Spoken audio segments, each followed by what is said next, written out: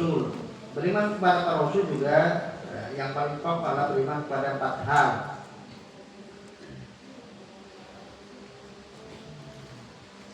Yang pertama, beriman bahwa risalah mereka lah dari Allah Ta'ala. Jadi mereka betul-betul orang yang diutus oleh Allah Ta'ala. Risalah yang dibawa oleh para Rasul itu betul-betul itu bersumber dari Allah Ta'ala, bukan dari diri mereka. Mereka hanya sekedar penyampai saja, perantara antara Allah dengan kita dalam menyampaikan risalah. Allah berfirman, "Walaupun ba'atsna fi kulli ummatin rasulan an i'budu Rabbakum." Sungguh kami telah mengutus setiap umat Rasul untuk menyerukan kepada umat manusia sembahlah saja dan jauhilah tauhid. Ya, dalam An-Nahl ayat 36. Ya.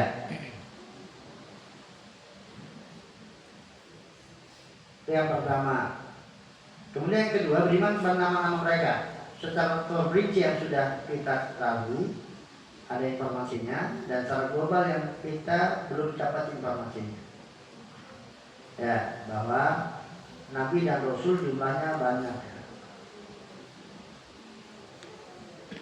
Nabi sekitar 300-an sekian, Nabi sekitar 40-an sekian, dan Rasul sekitar 300-an sekian. Itu mereka. Dan yang kita kenal, yang populer ke kita berapa? Cuma 35. Taruhlah tambah Daniel sama tambah Khidir. Ya, berarti hanya 27, kurang dari 30. Ya, itu tentang utusan Allah Ta'ala. Nah, baik Nabi maupun Rasul sama-sama diutus oleh Allah Ta'ala, hanya beda matu saja. Kalau Nabi itu matunya orang beriman, kalau Rasul diutus, ya awal diutusnya di tengah-tengah orang yang kafir, lalu diajak beriman. Nah, kebanyakan mereka menolak. Hanya sedikit saja yang mau beriman kepada Rasul Allah Ta'ala. Kalau Nabi ya semuanya orang beriman. Nabi tinggal membimbing mereka agar tetap dalam ketaatan kepada Allah Ta'ala, tidak berbuat dosa. Tapi tidak ada umat Nabi yang bukan Rasul yang kafir. Umat yang kafir itu umatnya Rasul. Itu perbedaan yang dipilih oleh sebagian dari ulama muhaqqiqin. Nah, kemudian yang ketiga adalah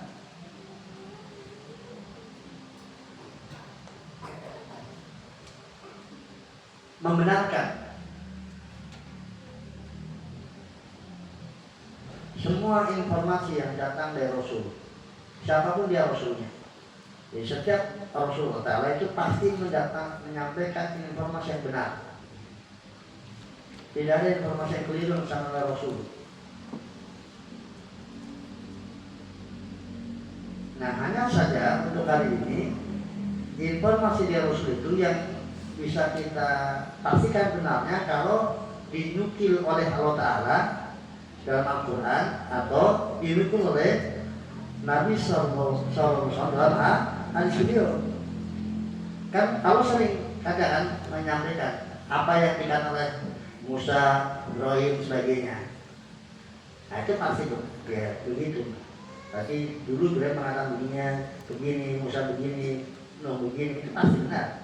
Karena sumbernya Allah yang menceritakan. Atau Nabi, dulu Isa mengatakan demikian, Musa mengatakan demikian. Ya, itu pasti benar, dan Nabi yang memastikan. Nah, yang di luar Al-Quran dan hadis, ya kan, kadang kita dapatkan mungkin di Taurat atau di Injil atau kemudian di cerita-cerita Bani Israil bahwa Isa mengatakan demikian, Musa mengatakan demikian, ada mengatakan demikian. Nah, itu apa? Kita nggak bisa pastikan. Nggak bisa pastikan. Ya, jadi kalau informasinya valid kepada kita, ya kita pasti benar bahwa tidak ada satupun Rasulullah SAW kecuali menyampaikan yang benar. Kemudian yang keempat, yaitu melaksanakan hukum Rasul yang diutus kepada kita. Jadi kita melaksanakan hukum syariat dari Rasul yang diutus kepada kita. kita nggak ada kepentingan dengan syariat Rasul terdahulu. Kepentingan kita adalah dengan syariat Rasul yang diutus kepada kita. Siapa? Itu Nabi Muhammad Sallallahu Alaihi Wasallam. Ya, lebih namamu. Ya, ayat al-Taala wa ma ta'muru Rasulullah kudu wa nahakum anhu. Tahu apapun yang didatangkan Rasul kepadamu maka ambillah, dan apa yang dilarang dari kalian maka tinggalkanlah. Ya, kemudian yang kelima, rukun iman yang kelima adalah beriman kepada hari akhir. Nah, beriman kepada hari akhir, akhirnya paling dasarnya 3, yang paling pokoknya. Pokok-pokoknya ada 6, tapi yang paling pokoknya itu 3. Itu beriman kepada hari berbangkit, adanya kebangkitan setelah kematian. Kemudian yang kedua itu beriman adanya hisab dan jaza, adanya perhitungan amal di dunia dan balasannya akan dibalas amal itu, baik dengan kebaikan, buruk dengan keburukan. Dan yang ketiga adalah beriman kepada surga dan neraka sebagai ending perjalanan umat manusia. 5 surga, 5 neraka. Ya, nah itu 3 yang dasar. Kalau salah satunya sampai nggak diimani kafir ya, bukan orang beriman. Kalau berfirman dalam Al-Qur'an ayat 6, Insya alladzina kafaru ala yub'atsun. Orang kafir itu mengira bahwa mereka nggak akan dibangkitkan. Kul bala rabbi atubasuna tumalatuna ba'usna bima amantum. Wa dzalika amrun yasir. Bahkan katakan, bahkan demi Tuhanku, kalian betul-betul akan dibangkitkan dan akan disampaikan kepada kalian dengan apa yang kalian telah amalkan, dan itu bagi Allah mudah. Ya, itu 3 yang paling dasar. Nah, termasuk pokok-pokok beriman kepada akhir yang menjadi titik perbedaan antara Sunnah wal Jamaah dengan aliran sesat adalah pada 1. Ya, ini tambahan, pokok tambahan, yaitu apa? Tentang asratus saat, tentang tanda-tanda hari kiamat. Yang kedua tentang fitnah kubur, nikmat dan siksanya.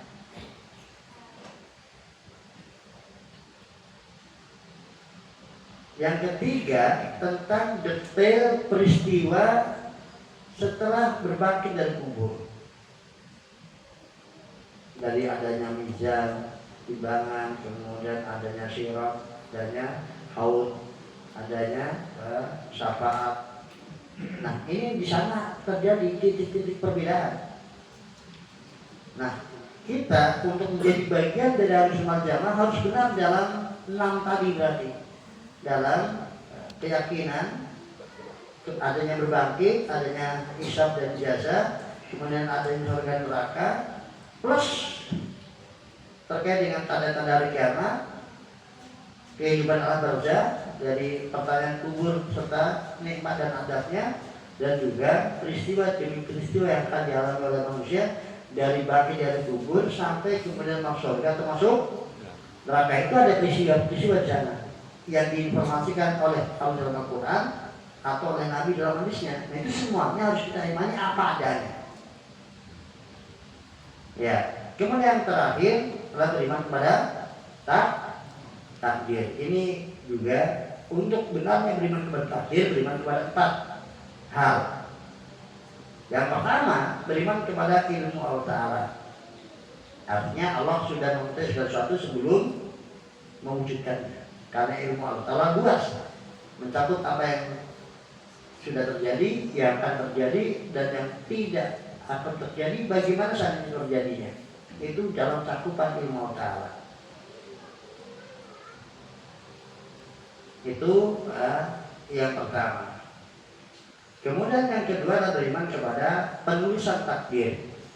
Maksudnya bahwa apa yang akan terjadi di kemudian hari itu sudah dicatat dulu oleh Allah Ta'ala. Tidak ada sesuatu yang terjadi kok belum ada catatannya. Jadi sudah tercatat dulu. Bahkan pencatatannya itu 50.000 tahun sebelum penciptaan langit dan bumi. Nabi bersabda, Inna Allah kataba maqadir al-khalq qabla yakhluqa samawati wal-ardi bi 50 alf sana. Dalam Muslim, Allah mencatat takdir makhluk 50.000 tahun sebelum penciptaan langit dan bumi. Jadi kita hanya apa? Kita hanya apa yang terjadi pada kita pasti sudah ada apa? Catatannya. Kita menjalani catatan takdir. Kita nggak bisa keluar dari catatan takdir. Ya, kemudian yang keempat adalah beriman kepada, yang ketiga beriman kepada al-masyiah, kehendak Allah Ta'ala. Artinya pada segala sesuatu itu terjadi jika menghendaki. Masa karena malam ya, salamnya pun apa yang Allah kehendaki pasti terjadi, dan yang tidak Allah kehendaki pasti tidak terjadi.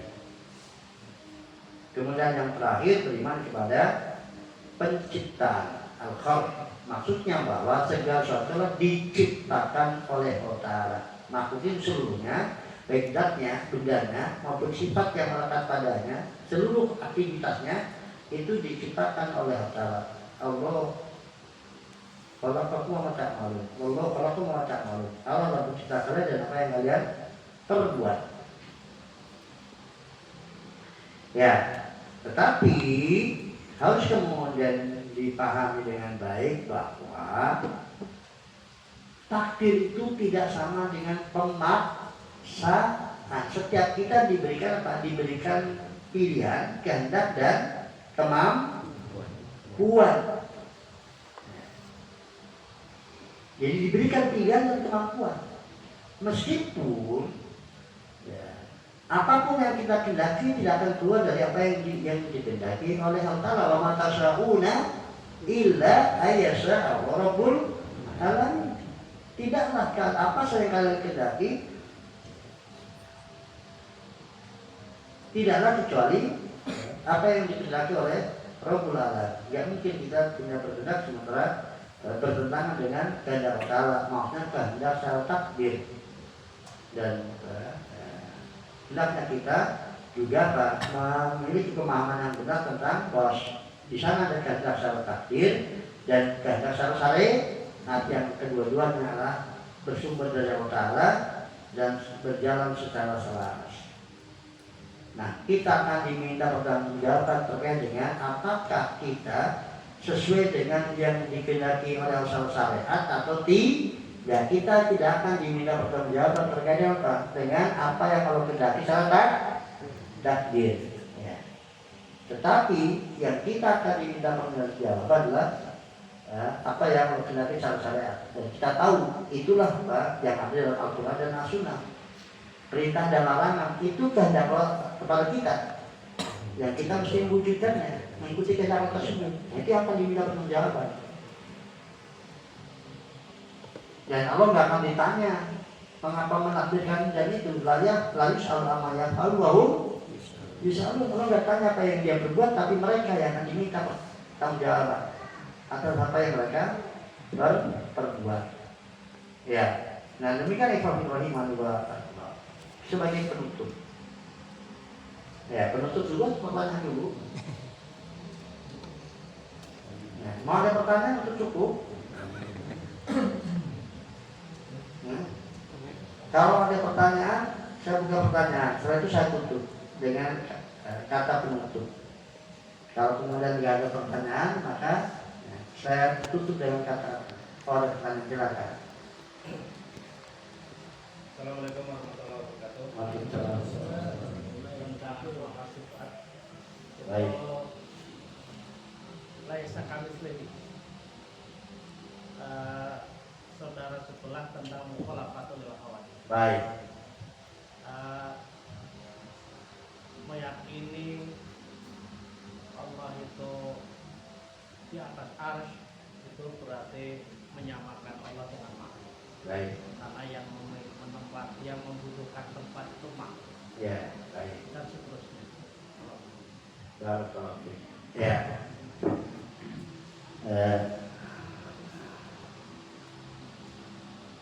Pertama, beda antara makna laisa kami syai'un dengan mukhalafatul hawadits.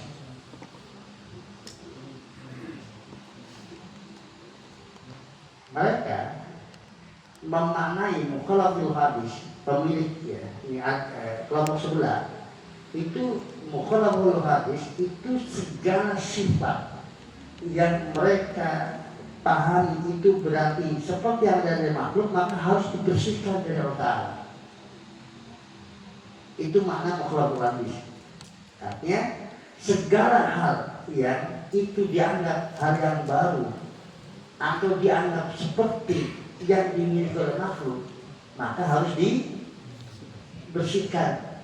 Kalau harus berjamaah itu laisa kamfihi syai'un, bahwa apa yang dimiliki oleh Allah Ta'ala beda dengan yang dimiliki oleh makhluk. Bukan Allah tidak punya apa yang dimiliki oleh makhluk, tapi yang dimiliki oleh Allah beda dengan yang dimiliki oleh makhluk. Ya, sekarang contoh kasus kalau di atas. Kalau makhluk, apapun di atas, dia pasti ada yang di atasnya. Itu kalau keberadaan atas makhluk.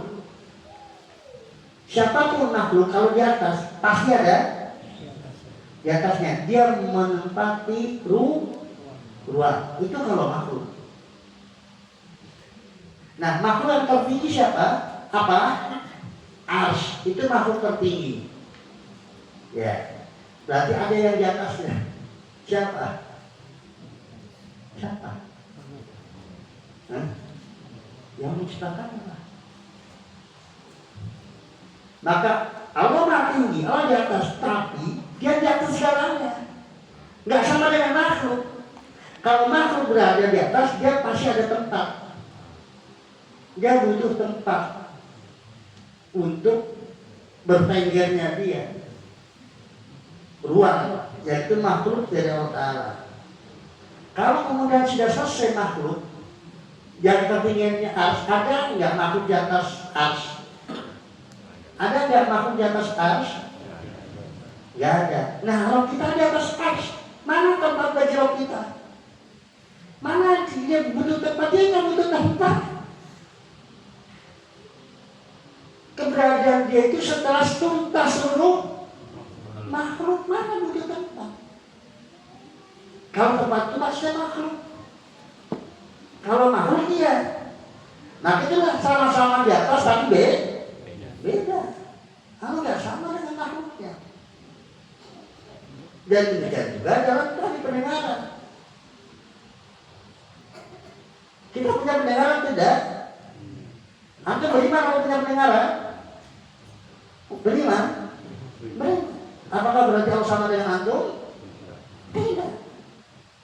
Baik dari syaratnya, bentuk pendengarannya maupun kualitas gambar pendengaran. Demikian juga yang di atas.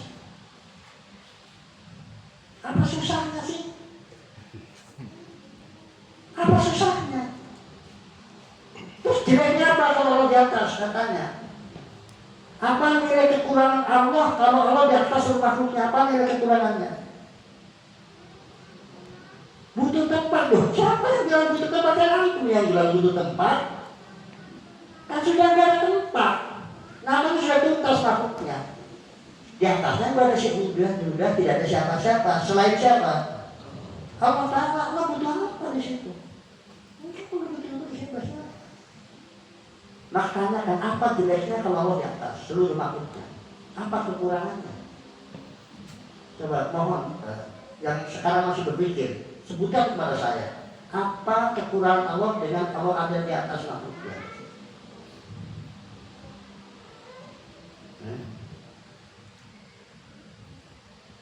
Ada yang bisa sebutkan ke saya? Jeleknya apa? Apa tujuan buruknya kepada Allah kalau Allah di atas, tapi setelah seluruh makhluk yang ada siapa-siapa di atas ars selain Allah Ta'ala. Dan ars adalah makhluk Allah tertinggi. Tetapi saya balik, kalau antum bilang kalau nggak di atas, ya ada dua pilihannya. Ya, di dalam makhluk berarti lebih kalah. Allah menentang, ya enggak? Butuh ruang untuk mengcover. Ya.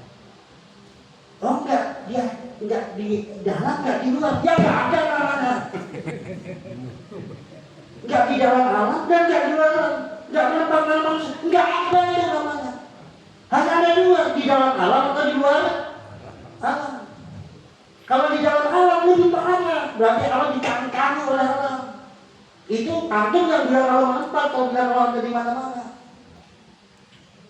Kalau Islam kan bilang alam ada di tempat. Dalam arti makhluk sudah tuntas makhluk jiwa, Allah di atasnya, terpisah dari makhluknya, dia di atasnya.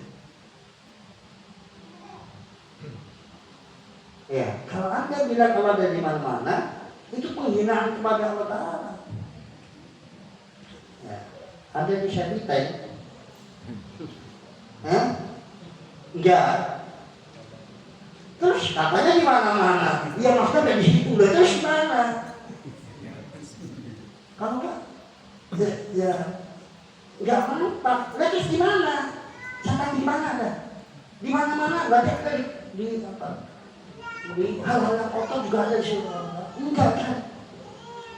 Berarti kalau dikangkangi oleh makhluk yang dia ada di situ, enggak. Terus nggak di mana-mana. Loh, sekarang tadi katanya di mana-mana. Sekarang nggak di mana-mana. Kalau nggak di mana-mana ya nggak ada. Sesuatu yang ada pasti ada di mana? Nanya, maka kami bertanya, aina Allah, di mana Allah Ta'ala? Karena sesuatu yang ada pasti ada apa? Ada keberadaannya di mana? Itu logika manusia juga. Jadi karena saking inginnya Allah nggak sama dengan makhluknya, tapi menolak sesuatu yang diinformasikan.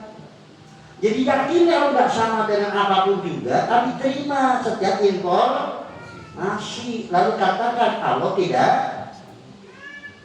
sama dalam sifat tersebut. Apalagi sifat Allah di atas, itu dalilnya itu sangat berat. Maka ulama mengkafirkan yang tidak beriman Allah di atas. Karena Al-Quran dan hadis sangat penuh dengan dalil Allah ada di atas, kok sampai nggak beriman. Hanya gara-gara khawatir mengatakan Allah bertemu. Memang kamu nggak paham dengan dirinya sendiri. Sampai seabad ayat menceritakan dia berada di atas. Rasulnya nggak paham tentang Tuhannya, di mana Tuhannya. Sampai dia menyampaikan amat seabad hadis ya, kemudian Allah ada di atas. Dia tahu-tahu kemudian hanya karena khawatir kalau begitu tempat ditolak semua ayat dan hadis itu. Nah kawan jadi kafirkan. Ada para ulama itu bid'ah kafir, bukan sembarangan. Ya, Allah jelas ya, mudah-mudahan sampaikan kepada dia, tanyakan. Ya. Ada yang lain? Silakan. Assalamualaikum Ustaz. Ini kadang yang terjadi di kalangan ya, saudara-saudara kita yang sedang melakukan rukun Islam, tapi sudah melakukan rukun Islam, tapi dalam sifat uluhiyah Allah itu, ketika dia akan melaksanakan suatu hajat, membuat rumah atau hajatan itu, dalam perhitungan mereka itu ada hari baik dan hari jelek. Jadi status orang seperti itu gimana Ustaz? Baik, ya. Yang jelas syirik. Ya. Besar dan kecilnya saya jelaskan. Kalau kemudian ya, dia mengklaim bahwa hari ini hari baik untuk nikah, hari ini hari buruk untuk nikah, maksudnya kalau dia mau jadi Allah Ta'ala akan menimpakan keburukan siapa yang menikah di hari A, dan sebaliknya akan memberikan berkah siapa yang menikah di hari B. Semuanya kembali pada Allah Ta'ala. Ini syiriknya syirik kecil. Di mana syirik kecilnya? Karena dia meletakkan, menyatakan sesuatu yang bukan dinyatakan oleh Allah atau Rasulnya. Siapa yang telah menyatakan hari A ini hari baik, ini hari buruk? Kan sama dengan dia menyatakan Allah menjadikan ini hari baik untuk menikah, menjadikan ini hari baik untuk Allah menyatakan menjadikan A hari baik untuk menikah, B hari buruk untuk menikah. Sekarang mana? Anda telah berbicara atas nama Allah Ta'ala. Mana dalilnya? Mana ayatnya? Mana? Hadisnya.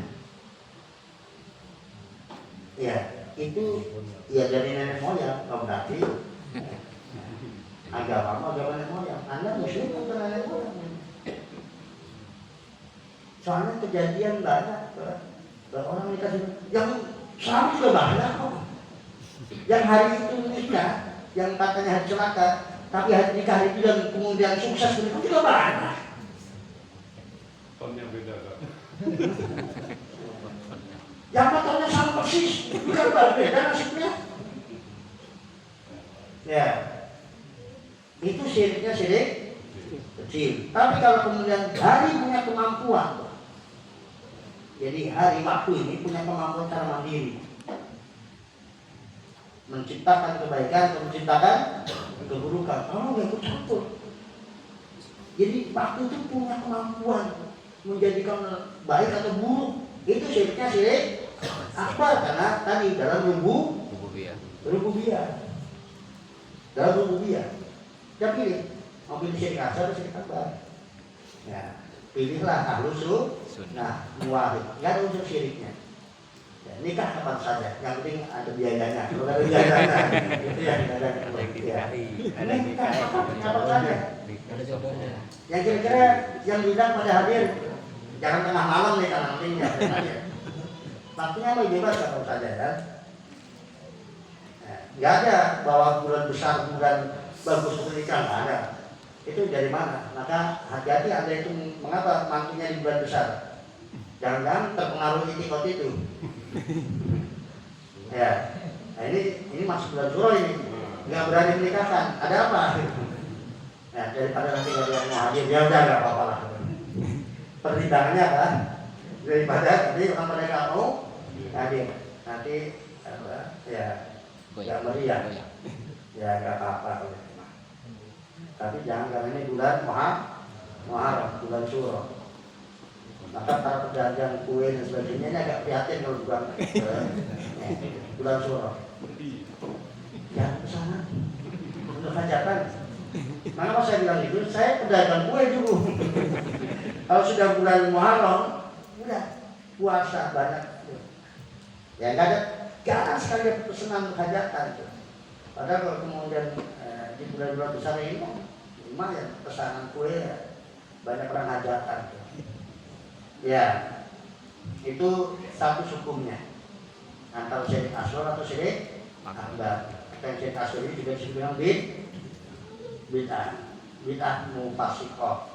Kalau yang tadi bid'ah juga, bid'ahnya bid'ah mukafir. Kalau itu bid'ah tapi nggak sambung dengan Islam, kalau ini bid'ah dan menyebabkan keluar dari Islam. Ya, ada yang lainnya? Monggo. Ini mau nanya apa hukumnya kita sholat di belakang imam yang masih melakukan suatu perkara yang tidak ada contohnya, misalnya ya ini imam sholat Ustaz, tapi merangkap pawang hujan masih bakar. Jadi kalau ada hajatan dia bakar-bakar minyak katanya bisa mencegah hujan. Terus apa hukum kita sholat di belakang imam seperti itu Ustaz? Sholat di belakang dukun pawang hujan nggak boleh. Karena yaitu orang-orang yang ada ya peribadatan kepada setan, tidak boleh. Tinggalkan sholat di belakang pawang dukun pawang hujan.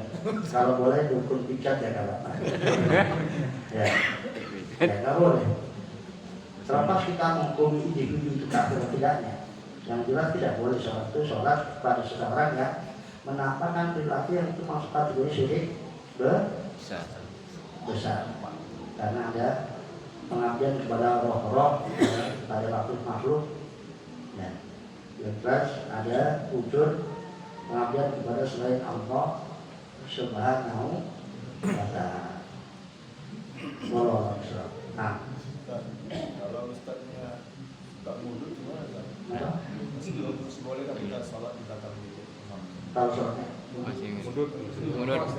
oh boleh. Kalau menurut boleh, karena maksimal haram aja. Ya, boleh. Karena maksimal dan itu pun belum bisa dikatakan sebagai ijma ya. Walaupun misalnya kita meyakini haram, ya. Tapi kalau pelakunya tidak meyakini haram, berarti dia tidak melakukan maksiat. Jangankan merokok ya, kepada yang dia berdosa besar yang sepakat ya, dia pencuri misalnya, kan sepakat dia pun tahu kalau nyopet atau nyuri itu dosa. Tapi jadi imam, kita masih bisa sholat di belakang. Ya, masih bisa sholat di belakang. Jadi yang tidak boleh adalah kepada yang jelas-jelas musyrik atau kepada bid'ah-bid'ah kafirah. Maka kita tidak sholat di belakang. Walaupun ya, kita tidak harus menghukumi secara individu bahwasanya dia telah keluar dari Islam. Tetapi kalau dia memiliki hal-hal yang secara hukum itu status adalah mengeluarkan seorang dari Islam, maka kita nggak sholat di belakang. Adapun bidah-bidah yang lainnya yang belum, yang baru-baru nggak menghukum sebagai bidah kafirah, maka kita masih tetap sholat di belakang. Yaitu adalah prinsip Ahlussunnah wal Jamaah. Maka sholat mal imam, barokan ofujal, sholat bersama imam, baik imamnya baik maupun imamnya doli pendosa. Ya itu kan sahabat. Tetap sholat di belakang Hajjaj bin Yusuf dan gak keturunan mah kejamnya Hajjaj bin Yusuf. Tapi para sahabat tetap apa? Tetap sholat di belakang. Ya. Tetapi kalau kemudian kita punya pilihan, bebas, ya pilihlah sholat di belakang imam yang bacanya benar, akidahnya pun benar. Kita punya pilihan. Tetapi seandainya pun punya pilihan, kita tetap sholat di belakang yang ahli maksiat atau kemudian yang ahli bid'ah selama bukan kekafiran, tetap boleh walaupun tidak afdal, ada pilihan yang lebih baik. Allah SWT. Nah, tadi ya. Ustaz, dalam keyakinan Ahlussunnah, setiap orang beriman itu tempatnya di surga. Baik. Dan setiap orang kafir tempatnya di neraka. Baik. Ada tokoh Islam yang berpendapat berbeda, Ustaz, bahwa orang-orang kafir itu masuk surga dengan bangunan surga yang di sebelah bangunan surga milik orang-orang mukmin. Gimana pendapat itu, kemudian status orang itu? Ya, pendapatnya pendapat kekafiran. Jadi bisa Orangnya tergantung tadi syarat dan ketentuan berlaku. Kalau kemudian sudah syarat dan ketentuan berlaku, ya dia orang kafir. Tetapi kita tidak menghukum individu karena kita nggak tahu persis bagaimana kondisi individu dan itu biarlah urusan mereka para penegak vonis. Kita bukan penegak vonis. Yang jelas kita tahu itu adalah merupakan kekafiran karena mengingkari, mendustakan ayat-ayat Al-Quran dan hadis-hadis Nabi Sallallahu Alaihi Wasallam. Innalladzina kafaru min ahli kitab wal musyrikin fi nari jahannam khalidina. Dia ayat kan sangat sering dibahas oleh siapa? Ketika kemudian neraka uhidat lil kafirin, dipersiapkan orang kafir. Ya jelas sekali. Maka itu perkara maklum bikin bidorong. Maka harus dipastikan orang kafir atau jintik, orang kafir yang pura-pura apa? Muslim untuk merusak akidah kaum muslim. Lebih banyak dari munafik. Jintik. Kalau munafik itu sembunyi-sembunyi di dalam mengoceh tentang kekafiran. Kalau diantar mereka saja, karena kepentingan orang munafik selalu yang penting nyawanya selamat gitu. Hartanya selamat. Kalau orang jintik itu ya, dia akan merusak kaum muslimin dengan omongan kafirannya. Sengaja memang dia punya niat buruk. Itu orang-orang jindik. Ya seperti kalau dulu ada snoper, golnya sengaja masuk ceramnya dalam rangka apa? Tadi.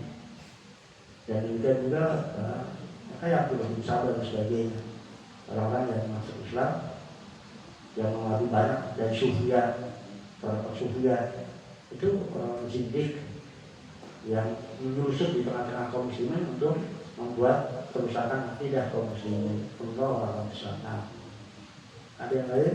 Allah berputih.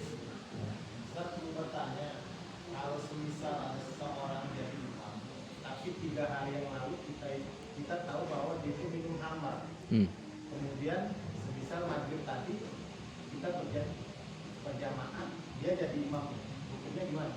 Ya mabuk nggak? Nggak mabuk nggak? Kalau yang berkaitan dengan amalan sholat 40 hari. Ya kan tertolak bagi dia, bukan tertolak bagi makmumnya. Ya. Selama dia, kecuali kalau jadi imam sambil ngeflash, bahasanya nggak jelas. Ya. Tapi kalau kemudian ketika itu dia sudah tuntas, maka ya itu kita sholat di belakang berdosa. Ya kalau kemudian kita punya pilihan ya jangan sholat di belakangnya. Tapi itu bukan sebuah keharaman ya. Kita sholat di belakangnya. Allah sana tangan yang tadi. Masih menyambung pertanyaan tadi Ustaz. Baik. Jadi solusinya bagaimana kalau memang kita sudah nyata bahwa seorang imam tadi terbukti melakukan perbuatan syirik seperti tadi, apakah kita mutlak tidak boleh sholat di belakang imam tersebut? Berarti kita harus mencari tempat sholat di tempat lain atau bagaimana sebaiknya? Mutlak. Kecuali kemudian kita tegur dia, hentikan semuanya dan dia mau ya. Selama kita tidak mengerti dia telah bertobat darinya ya kita menghukumi orang dohirnya.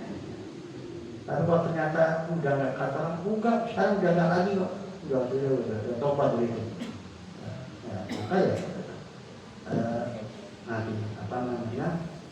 Ya, jadi kita nggak boleh selama tadi mutlak itu. Keluar bersama. Ada? Sudah? Cukup? Sudah. Menambahkan pertanyaan. Terkadang kita kan terjebak, kalau sholat Jumat biasanya kalau di kampung kita memang ada dukun di tempat kita itu. Terkadang beliau itu tidak terjadwal. Nah, tahu-tahu dipersilakan oleh orang-orang yang tidak paham untuk menjadi imam. Nah, biasanya sholat Jumat. Nah, kemudian apa sikap kita yang kita tahu kalau beliau itu adalah secara dohir seperti yang dijelaskan oleh Ustaz adalah ahli syirik, ya.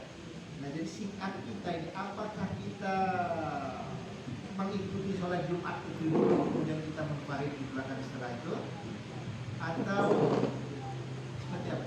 Ya, kalau kemudian kita masih punya pilihan untuk kemudian pindah ke masjid, ya lari kita.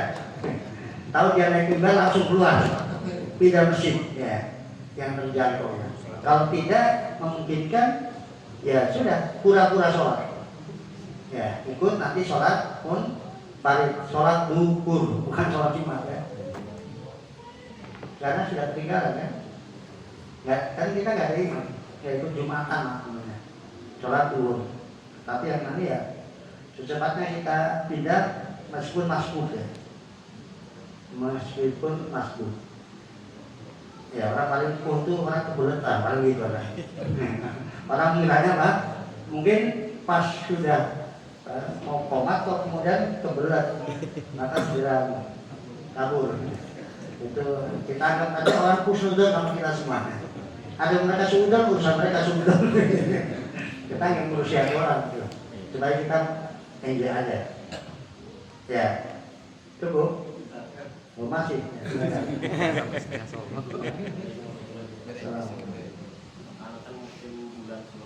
Ya. Banyak orang melakukan itu amalan-amalan di perempatan jalan berdoa dekat lah. Sedekah bumi.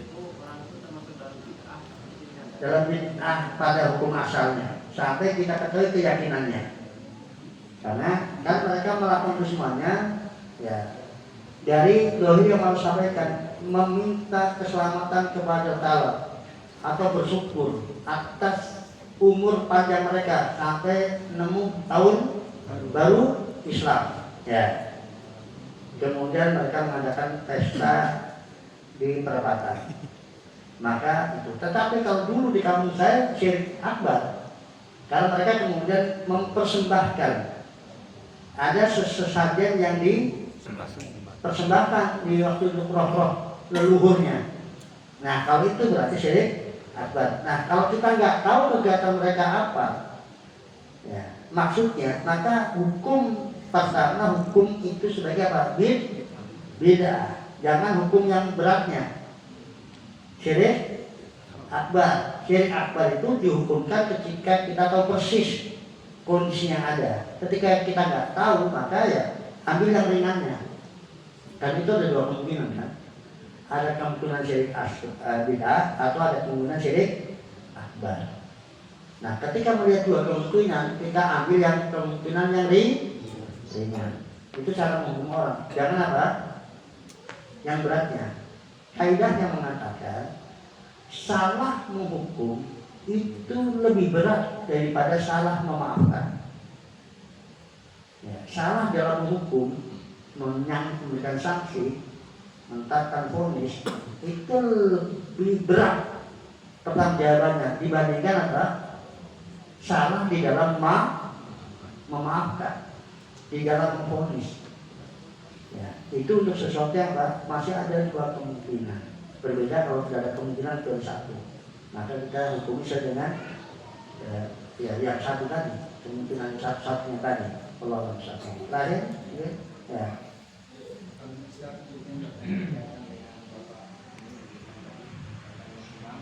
Sebenarnya itu permasalahan internal dari di rumah kami, yang mana peralihan ini salah satunya dipimpin oleh para pemimpin aparat desa kami, yang semula masjid itu sebetulnya sudah berdasarkan sunnah dan pemahaman para sahabat. Kemudian muncullah imam tersebut yang mengkokohkan tersebut di tengah-tengah masyarakat tersebut. Tapi waktu itu kami belum tahu kalau beliau itu melakukan kesyirikan seperti itu, baru tahu kabarnya saat ini. Sehingga waktu itu kami menyimpulkan tetap sholat di belakang imam tersebut. Kemudian Allah mengampuni hal tersebut. Dan tadi sudah disampaikan bahwasanya mutlak harus kami tinggalkan masjid itu. Tapi bagaimana dengan teman-teman kami yang jamaah yang sebetulnya nyaman dengan masjid yang semula berdasarkan sunnah tersebut? Solusi bagaimana, Ustaz? Dalam kasus sikap itu pribadi, ya, sikap pribadi. Jadi kepada orang lain kita nggak punya kuasa. Jadi pribadi aja. Jadi siapa yang kemudian tahu bahwa dia adalah dukun, yang bersikap, yang sudah tentu dukun nggak mau bersikap, pertanggung jawabannya dia. Kita bukan aparat yang bisa melarang. Sebagaimana kan tadi nggak boleh menjadi imam. Kita bukan pihak yang berwenang, ya kita yang menyingkir. Yang siap menyingkir, yang nggak siap menyingkir, ya resikonya sendiri. Karena sudah kita mempertanggungjawabkan apa? Nama kita. Dan kemudian kita ingin apa? Membuat kekacauan. Semuanya yang nggak menyingkir diciptakan masa dia udah menyingkir. Wah, kamu berarti dasarnya itu hanya dia cari ribut. Artinya nggak mau dikucilkan sendirian. Dia ingin apa? Ingin apa namanya? Kalau kemudian dia berkonflik, ya ada temannya berkonflik ya. Itu tidak boleh ya. Jadi sekedar aja. Artinya kalau kemudian satu ya, ketika kemudian kita tahu persis, maka kita menginformasikannya pun kepada orang yang kita kira-kira percaya sama kita dan bisa sepaham dengan kita. Dan nanti ketika dia berbuat atas pertanggungjawaban sendiri. Bukan mengapa saya ucap dia nggak boleh sama gue. Enggak, dia kan saya yang tahu dia dukun, ya. Dan dengan perlakuan syiriknya nggak sepantasnya kita sholat di belakangnya, karena kita menggunakan dohirnya. Di sisi Allah kita nggak tahu status dia, tapi kita nggak sholat di belakang orang yang jelas-jelas mempersekutukan Allah Taala. Ya, nah itu sikap saya dan sebenarnya itu sikap seorang muslim. ya Anda ya terserah, Anda ya terserah. Jadi kita nggak memaksakan karena kita bukan pemilik bahwa kita bukan pemilik tanah, kita bukan penguasa yang bisa memaksa seorang menuju orang. Kalau kita penguasanya ya tadi nggak boleh dijadikan sebagai imam. Ya, karena kita bukan penguasanya. Maka semua hal yang kita bukan kewenangan dalamnya, kita hanya kemudian bisa berbicara. Selebihnya ya sudah serahkan kepada Allah SWT. Wallahu a'lam. Ya, saya tutup ya. Pada pertemuan kali ini, ikhwan rahimani wa rahmatullah. Pentingnya untuk kemudian kita beriman secara akidah Ahlussunnah wal Jamaah menurut para sahabat Nabi Sallallahu Alaihi Wasallam, karena kita menjadi yang namanya iman itu menjadi asas diterimanya amal. Maka man amila sholihan min dzakarin aw unsa wa huwa mu'minun falahu hayatan thayyibah wa la najziyanna ajran bi ahsani ma ya'malun. Barang siapa yang beramal soleh, laki-laki maupun perempuan, dan dalam keadaan dia beriman, maka akan diberikan kepadanya kehidupan yang baik, dan karena akan diberikan balasan atas apa yang mereka perbuat lebih baik, dengan lebih baik. Jadi jelas itu jadi asas diterimanya amal, bukan dari sisi dohirnya semata. Di samping batinnya harus iman yang benar, dohirnya harus benar. Nah, jangan kemudian fokus kita pada perbaikan dohir yang benar, melalaikan apa? Perbaikan yang batin yang sunnah. Maka saya berikan satu dua contoh yang menjadikan amal gak diterima karena beda pandangan dengan para sahabat Nabi Sallallahu Alaihi Wasallam. Khawarij secara perilaku dohir sunnah, karena waktu itu belum ada bid'ah ibadah. Khawarij adalah ahli sholat, ahli saum, ahli qiraat. Mereka tidak hanya yang wajib ditunaikan, yang sunnah ditunaikan. Dan mereka orang yang anti dosa. Mereka orang yang anti dosa, sangat takut berbuat dosa. Kurang apa coba? Tapi apa kata Nabi tentang mereka?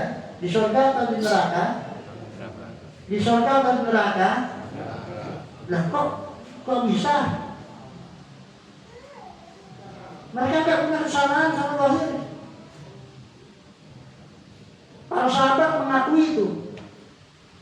Kalau lihat tampilan dari mereka dari ibadah, merasa kalah para sahabat Nabi. Tapi Nabi tegas, mereka ila alinar. Dan Nabi bertekad seandainya berjumpa dengan mereka, menjumpai zaman ketika mereka keluar, akan Nabi binasakan. Permasalahannya karena mereka punya pandangan agama beda dengan para sahabat Nabi Sallallahu Alaihi Wasallam. Dalam banyak kasus enggak, tentang Allah saja secara umum.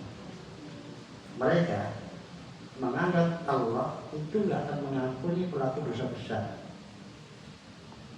yang tidak bertobat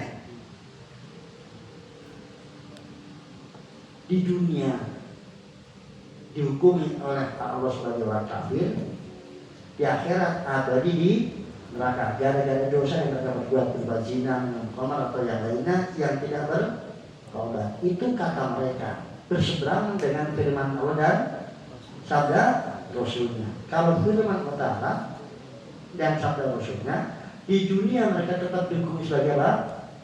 Muslim yang pendosa. Di akhirat mereka tetap berkesempatan masuk surga, meskipun seandainya Allah nggak mengampuninya, maka mengadabnya di neraka. Tapi untuk batas waktu tertentu yang disebut dengan tahta al-masyiah, di bawah kehendak Allah. Itu Allah dan Rasulnya tentang pelaku dosa besar. Mereka berseberangan, nggak setuju dengan itu. layaknya mereka kafir di dunia hukumnya, dan di akhir nanti di neraka abadi. Nah, oleh karena itu, ya kalau kemudian mereka punya kemampuan, pendosa dibunuh aja, kan kafir. Kalau mereka nggak punya kemampuan, ya cukup diyakini aja bahwa itu orang-orang kafir. Dibunuh? Enggak, kan mereka takut juga nanti dibunuh, ditangkap. Tapi keyakinan mereka bahwa orang-orang yang mereka saksikan dari kaum muslim yang berdosa-dosa itu, yang berzina, mengkhianat, itu sebagai orang kafir, halal darah dan hartanya dalam keyakinannya, walaupun tidak melakukan perbuatan bunuh. Coba sekarang jeleknya apa dari sisi dohir? Mereka membunuh nggak? Cuma meyakini aja bolehnya dibunuh, tapi mereka ahli neraka. Perbedaannya sedikit, tapi vital. Karena itu secara konsekuensinya berarti kan menganggap apa nggak benar dan Rasulullah nggak benar itu. Yang benar mereka. Itu masalahnya. Kan ada informasinya dalam Rasulnya tentang hukum bagi pelaku dosa besar. Kok nggak setuju? Kan Allah yang punya hukum. Terserah Allah Ta'ala bagaimana menetapkan hukum. Nah, mereka nggak setuju, nggak sepaham dengan apa yang difirmankan oleh Allah dan disabdakan Rasulnya. Dalam kondisi mereka nggak punya pendukung di sahabat sama sekali.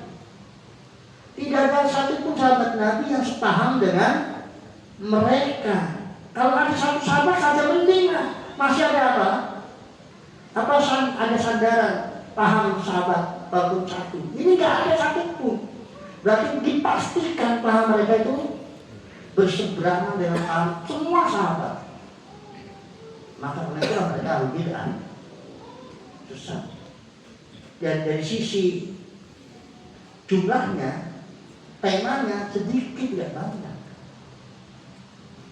Maka coba bayangkan al-bid'ah yang setelah mereka, yang penyimpangannya dalam banyak tema.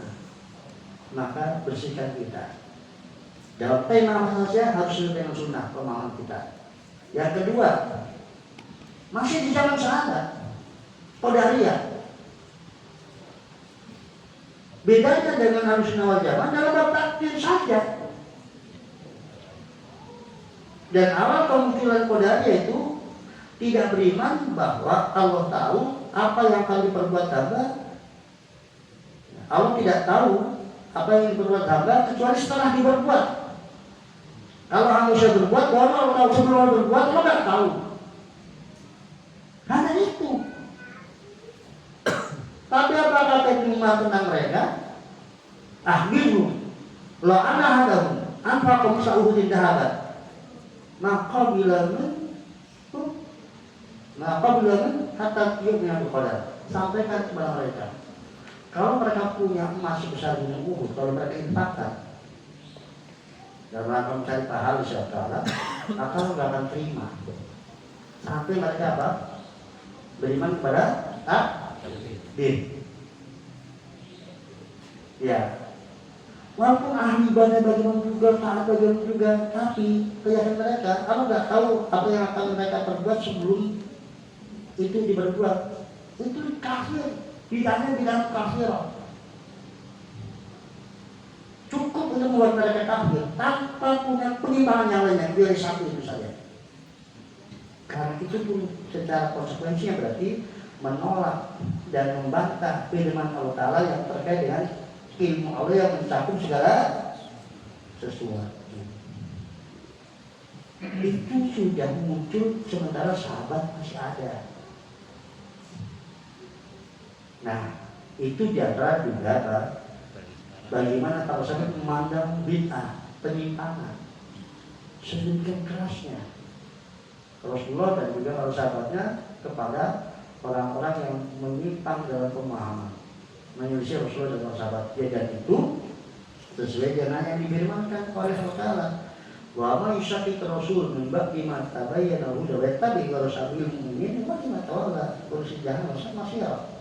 Siapa yang menyimpang dari jalan Rasul setelah jelas kepadanya petunjuk, dan dia memilih bukan jalannya kaum mukminin, itu bukan jalan para sahabat, maka kami leluasakan dia kepada apa yang dia berpaling kepadanya.